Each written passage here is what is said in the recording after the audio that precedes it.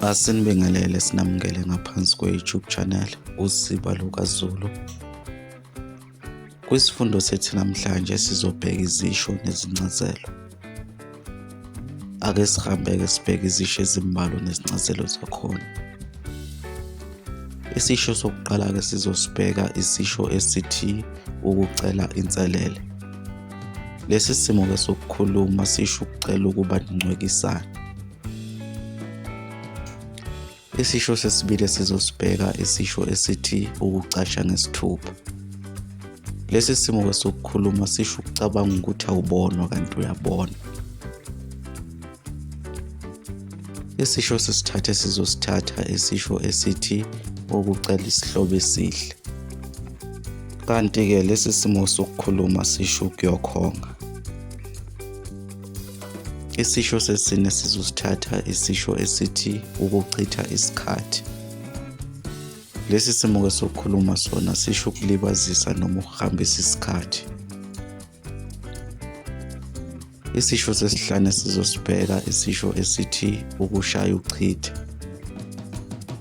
Lesi simo sokukhuluma sona sisho ukuhamba unomphelo futhi ungavalelisanga.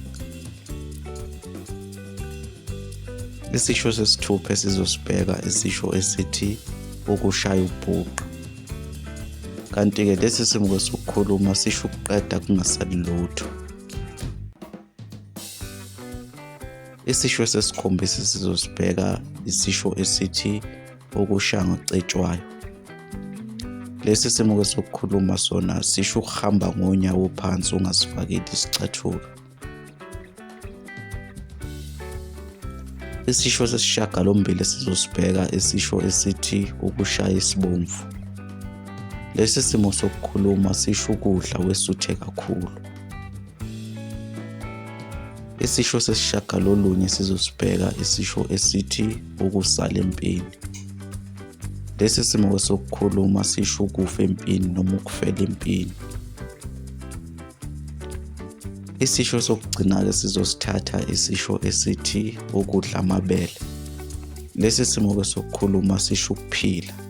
Uma ngabe sithi usibanibani usadla amabele, okusho ukuthi usibanibani usaphila. Umbukiso wethu namhlanje sizowushiya khona lapha. Asiphinde sidinga ukuthi usubscribe ngaphansi kwe-YouTube channel. Ushiye ukuphala kwakho lapha kuma-comment. Uphinde ulike nevidiyo yethu namhlanje. Kuze kube ngokuzayo siyavalelisa.